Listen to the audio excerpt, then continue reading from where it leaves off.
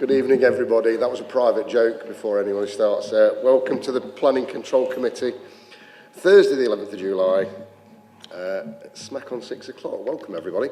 Do we have any apologies, please? Chair, I've got apologies for Councillors Kerr and Bonser. Thank you very much. And I think everybody else is here. Yes. Thank you. Any late items? Declarations of interest. Yes, Chair. Following a discussion with the legal officer on item 6.3, I will recuse myself from that item and be leaving the chamber when it comes before committee. Thanks, Councillor Patterson. Councillor Holmes. Thank you, Chair. 6.3, Councillor Patterson has been leading on this application at a local level, ward level. Obviously, I'm aware of the application. I've been CC'd into various emails concerning the application, had some conversations at a ward level, but I remain open-minded, so I will be staying in the chamber to consider the application along with my colleagues. Thank you. No problem at all. Thank you both. Item 4, minutes of the meeting held on the 23rd of May 2024. Thank you, Councillor Bolton. Everybody okay to move that one? Thank you. Item 5, appeal decisions. They're with you tonight, are they, Paul? Thank you, Chair. For your delight, I have two appeals. One is Swoxton Road. Site on the screen, the applicant was proposing to put a new dwelling on the driveway of the existing house. Can you go back to the previous one, James? The inspector felt that the main issues were the effect of the proposal on the character and appearance of the area and the living conditions of 161, the immediately adjoining bungalow. And the inspector felt that the proposal demonstrated the narrowness of the plot width and the space between the dwellings would be out of keeping with and harmful to the character and appearance of the area. He saw no other examples of narrow infilling of dwellings such as this.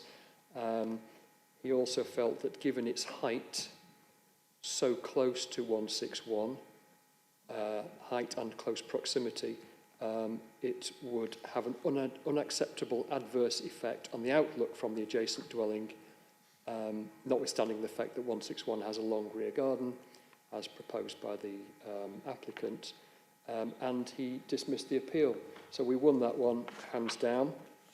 The next appeal was 210 Derby Road in Spondon.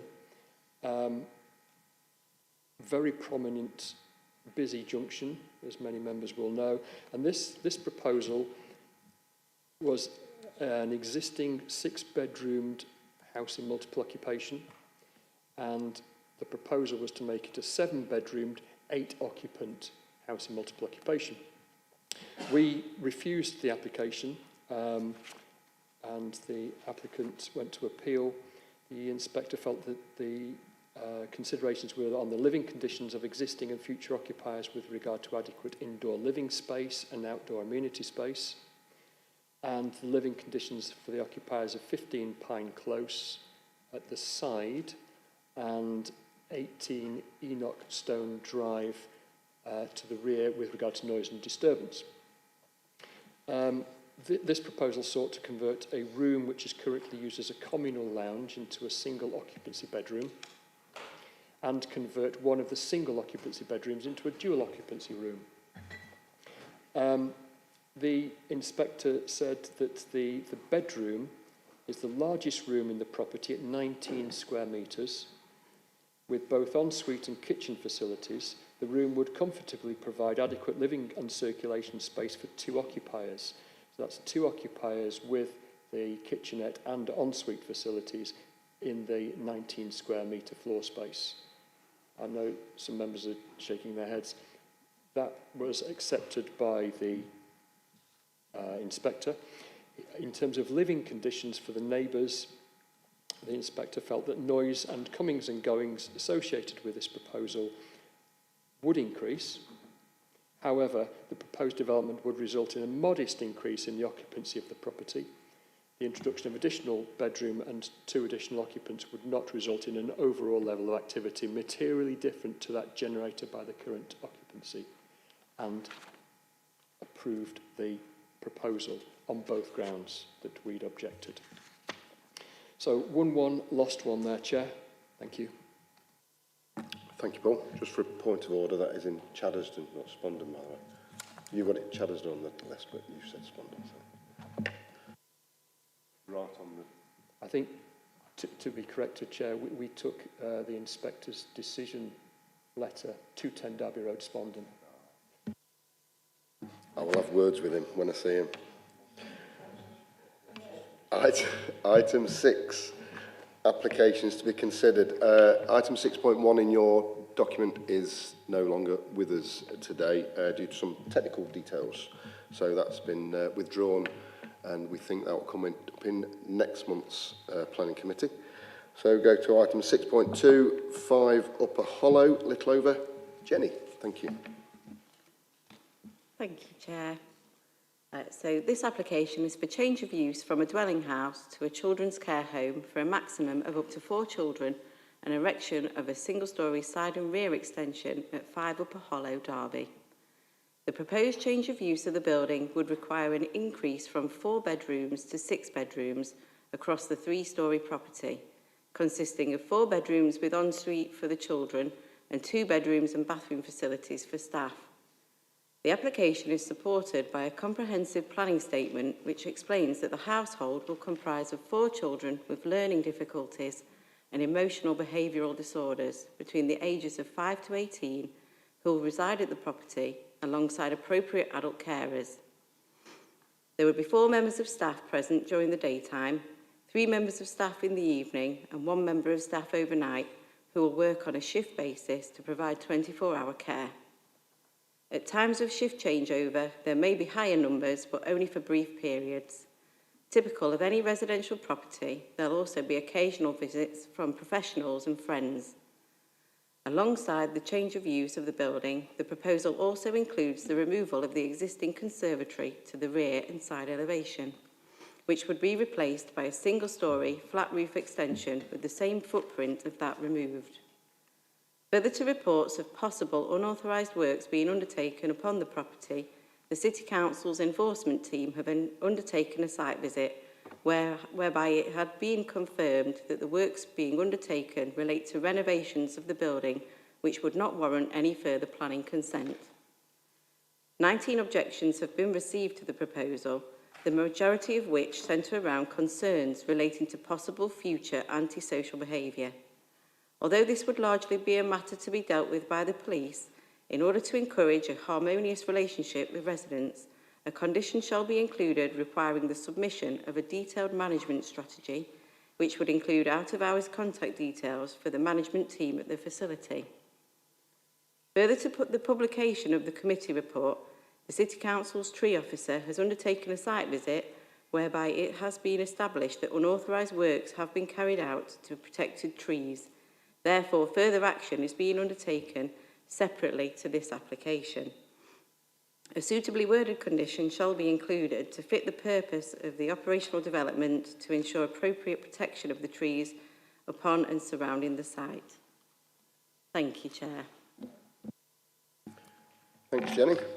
We have no speakers on this, so committee, over to you. Councillor Bolton. Yes, thank you, Chair. Having read the report and listened to the officer's presentation to us, I think this is a suitable site for such an establishment. I see from page 83 the representations, and I think we have had this before when we've had a similar application elsewhere in the city, where a lot of it deals with the management of the building. That isn't necessarily an issue or anything we can control as a planning committee. But I'm grateful for the officer adding the condition and also the added emphasis on the TPOs on the site. I think that's sensible. So I would like to support the application. Thank you. Councillor Holmes. Thank you, Chair.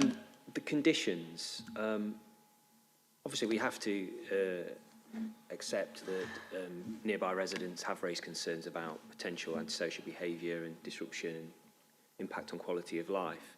Now, obviously, the report from officers suggests that that aspect is a material reason.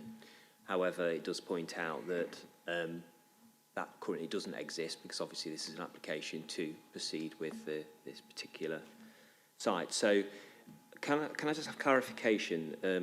The conditions, the management conditions we're talking about, I think it is. So it's about a management plan that would include parking provisions, but I'm more interested in a little bit more detail about the emergency out of our contacts, an action plan for addressing issues raised through community engagement. Well, how is that going to work? You know, in terms of what mechanism is there if there are issues? What's the mechanism for local people to raise those so that they get dealt with quickly? Just a little bit more information on that, because I just want reassurance here, because all of us in all of our wards potentially deal with these kind of issues, and it is a great worry for local residents as to what may occur. We can't ignore that, Chair. That's just the way it is. And many facilities or homes or care facilities like this are very well run and don't have an impact on the neighbourhood, but there are those that do. We know that, and it's very important to have clarity on how that will be resolved if there are issues. Thank you. Jenny? Thank you. Yes, in previous applications, I'm aware that there's things like newsletters that they have, general community involvement with the neighbours. So they're trying to sort of create more of a better relationship with the neighbours in those areas, and the applicants in this case are happy to do so. They're happy to provide phone numbers for, so say who's manager at the time. So if there was a problem in the evening or during the night, they can still phone directly to the facility to just try and then help with that issue. So in this case and in other cases, they're happy to have that condition. They're happy to work with the community when it comes to those issues. Thanks, Jenny. Matt? Well, kind of reassuring, but I'm probably, let me be a bit more specific. If this committee agrees this and it moves forward, what check and balances are there going to be from Derby City Council in terms of that process, that condition being enforced and checked moving forward, and residents aren't just left to deal with it themselves with the applicant? Does the local authority plan to have more of a hands-on check approach for conditions? Because if we're placing conditions on an application, in my opinion, we're duty-bound to check that those conditions are being adhered to. So can I just have a little bit more information on how we plan to ensure that those conditions are not only implemented initially, but a check down the line to make sure that they are 6 months down the line, 12 months down the line, still in place and being done? Thank you. I think Paul, what's going on that? Thank you, Chair. This condition's evolved after several of this type of application, and what I want to know is, okay, what's your management plan and how is it going to work in reality, in operation, 24/7, and how are the residents going to get in touch with you? And if there is a breakdown of that plan, so they get the condition, they can't operate the use until there's a plan agreed with us in place. And if there's a breakdown of that plan, that's when we'll get involved to sort out that remedy, to make sure that their plan that they said they're going to do continues, be it in the first few weeks, months or years. It's still a condition of that planning permission, and that plan remains in place so that there is at all times that reasonableness of the operator working within the community. Does that help with the... And just so one more thing then. Within this plan, within these conditions, is it going to be made clear that there is a process, ultimately a process, if residents believe that the conditions aren't being adhered to, are not happy for whatever reason, will it be clear in the conditions that the residents have a recourse, have a pathway to the council to actually report these so that they can be looked into, for example? Through you, Chair. Yes, it's part of the enforcing the condition which requires that plan. So it's enforcing that plan. You tell me how you're going to operate and operate like that. And if there's a breach, it's for the residents to come to us. We wouldn't go out actively chase people. If they find there's a breach, let us know. Because I'm sure the operators want to work in that community in any case. They've agreed to the condition. So it's now for them to come up with their management strategy. How's it going to reveal itself? What is it that you're going to ensure that you're working in cooperation with the neighbours? Councillor Grace? I just wanted to come in on that point about whether they're going to be monitoring the plan that Councillor Holmes has said, and it's what we really need to do in this committee is actually say it as it is. Planning authorities across the country are struggling with capacity, and there's a big strain on the capacity of all planning authorities, and therefore there will be no monitoring of the plan. The plan will be in the planning permission, and that's the end of it. Unless somebody complains, then nothing will be investigated. There's no monitoring of anything, because once it's in there, and we have no staff to actually go and say, are you doing the right thing? So, we ought to be a little bit honest within this committee. Thank you, Councillor Graves. Do you want to come back on that, Paul? Yep. All I would say is, at the end of the drafted condition, it does say reviewed annually. So they're on notice. If it doesn't work in the first year, let's tweak it and change it. Let's get it working so that it works for everybody, not just the operator, but the neighbours, the residents as well. I think as well, just to come in on that, I think me personally, we've got a couple in my ward, and the objections are on that you've got already. That's the residents' objections. I think the residents will be keeping an eye on this throughout the first 2, 3, 4 months, and if there are any complaints, I think that they should be aware that these conditions are in, and they have got that facility to come back to the council and say, well, look, we haven't been informed of this, it's part of the conditions, can you monitor it then? And it will be monitored. Councillor Holmes. Just really to sum up on that, the reason why I've raised this is obviously for a technical reason, just to get some reassurance on that whole process. But we have to be honest, so let's not sugarcoat this. As I've said, I wouldn't necessarily say the majority don't know percentage. I just know from my own experience in my own ward and talking to my colleagues, sometimes there are issues with these kinds of applications moving forward. We have to be honest that there are. We can't sugarcoat it and say that every single one is fine, integrates perfectly into the community, and neighbours don't have issues, communities don't have issues. We have to be honest about that. There are issues, sometimes very severe ones. Myself and Councillor Patterson have brought those up in a previous committee a few months ago. So that was why, one of the reasons why I wanted that reassurance, because we do need the council to be as proactive as possible to help residents, not only in the yearly review, but as we go through, if there are issues, ongoing issues, not just one-offs that can be resolved with some discussion, with the owners or the management, but if there are genuine issues that are ongoing, the council needs to be there. The council officers need to be there to support residents and ensure that this gets resolved, that the issues get resolved, because it's very frustrating sometimes as ward councillors when we have to support residents. We go to officers and we need really decisive action to help us calm things down or resolve a situation. So that was one of the reasons that I've raised it. That we need that message to go out, that if the committee does pass this and similar applications, that there is that mechanism and that support for them should there be problems. Thank you, Matt. Any other comments?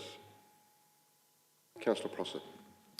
I am slightly concerned. Obviously, it seems like a perfect building for this kind of application. It's large, it's in large grounds, it has plenty of space to extend, sort it out. That's all brilliant. But it is down a tiny leafy lane with terribly difficult access, and there will be a lot of staff in and out, which will dramatically increase the traffic up that tiny little lane and cause terrible trouble for the neighbours. Has much been said about that in the application or how that might be managed? Chris, do you want to come in on that one? Thank you, Chair. As you've seen in my report, I've actually mentioned that the access is not really high standard. However, the use of the site is going to be pretty much the same as a normal residential use, so there wouldn't be any way of arguing there's going to be a substantive increase and therefore it wouldn't be acceptable. Thanks, Chris. Okay with that? Yeah, I mean, we were talking about quite a few staff earlier, though, weren't we? We did quite a lot of staff changes, which is not really the same as standard residential use as far as a regular house is concerned. So, not really. I can see your point, but I can see the RA's officer report as well. So yeah, the thing is with these properties, it's always the case of you've got four kids in a house. You could have a residential property with 4 kids in a house, and you're going to get the same a similar sort of access arrangements as well. That's my point of view, my personal point of view. Mr. Chairman, Parents don't shift change. why can't we just be honest? You know, you're talking about parents, as 2 parents to 4 kids. Okay, how many parents are going to be with these looked after children? There's going to be lots of parents, and they're going to be coming and going, as well as any of their friends are going to be coming and going. The change in traffic is going to be huge in comparison to what's happening at the moment. I'm not saying it's wrong. All I'm saying is, let's just be honest about it. Staff members. Councillor Miller. Welcome back, by the way. Thank you, Chair. I think what we should do is to restrict ourselves to the application rather than use this as some soapbox, as it were. If we look at the application, look at what the officers have recommended, ask ourselves if we agree with that. If we do, then we'll vote on it. If we don't, we'll vote it down. But I think let's look at the merits of the application and rather than whataboutism. Any other comments? Shall we move to the vote? Thank you, Councillor Bolton. All those in favour of the application?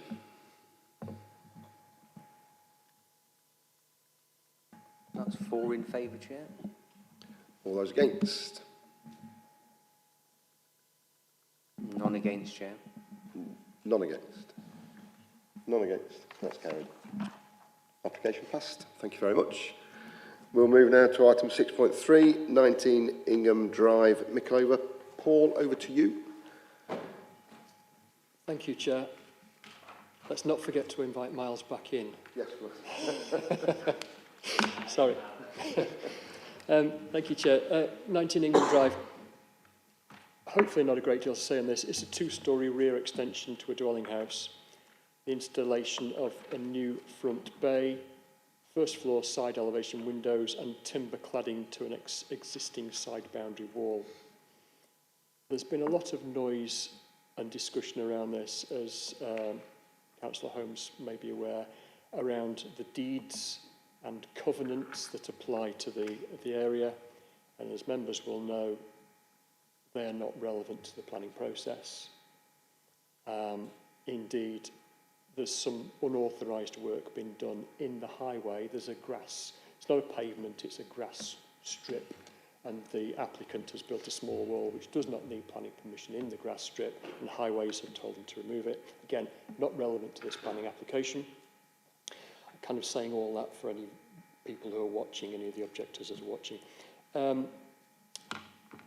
Your report is quite detailed and runs through why this application is acceptable. It might breach the deeds, the covenants to the estate, but that can be dealt with afterwards, if planning permission is granted. But other than that, Chair, I have nothing further to add. Thank you, Paul. Any comments? Councillor Holmes. Just on that, Paul, can you just, what would that mechanism be in terms of the deeds? Through you, Chair, if this is granted planning permission, the deeds or covenants in the deeds can be challenged if it prevents such an extension. It's a legal process separate from the planning process. So it's a completely separate issue. And I guess it wouldn't kick in until once planning permission is granted. Thank you, Chair.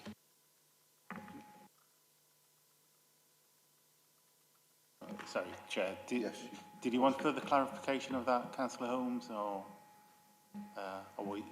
did you want further clarification on that point? No.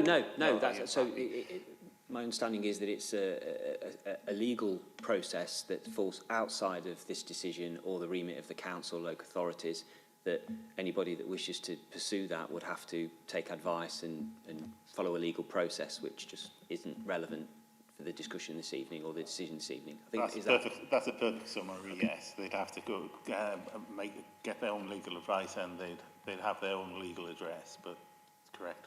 It's not relevant from a planning perspective. Thanks, Stephen. Any other comments? Councillor Bolton. Chair, can we just have the photograph back on the screen that shows the actual plan as it is in the street scene? Because I was, yeah.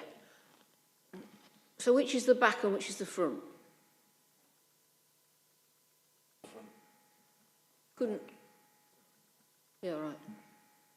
I could. Cars on the front. Cars on the front. Right. And then the back garden backs up to the gable end of the property with the very large greenhouse conservatory. Oh, right, I'm with you. Yeah.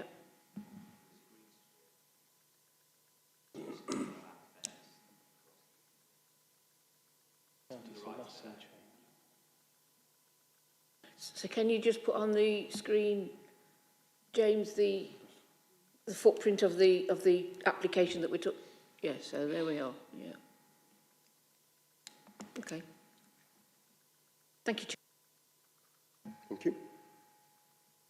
Any other comments?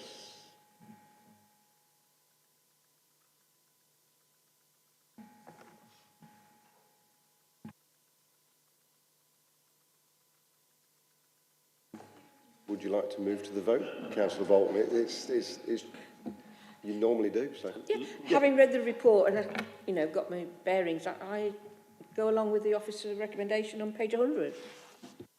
So we will move to the vote. All those in favour of the application? 2, 3, 4, 5. 4. Any against? None against. That application is passed. Thank you very much, everybody. Could you call Miles in, please? One of you. Thank you. And we'll move to item 7 when Miles gets back in. He's probably settled down on those comfy seats. Thanks, Miles. Item 7, potential future site visits. Paul, over to you again, please. Thank you, Chair. This one in Sinfin Lane, it's a reserve matters application following a previously approved outline for residential developments. This reserve matters is in connection with access, landscaping and layout details. You could see it from the highway if you needed to. This rather large site, it's the Beckett Primary School. Demolition of existing school buildings, erection of 2-storey teaching block, nursery, multi-use games area and playing fields, and alterations to entrance and formation of car park. Again, from Stockbrook Street and Werburgh Street, you can probably see the vast majority of the site.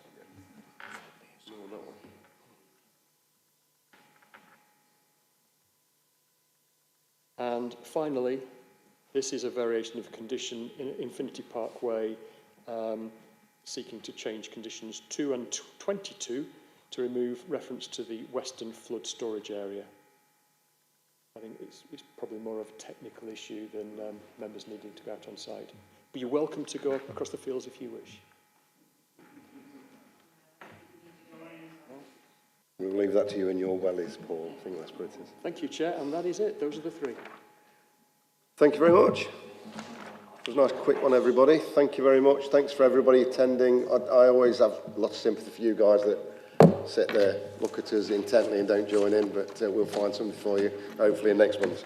So look forward to next month's. Thank you very much, everybody. Good night.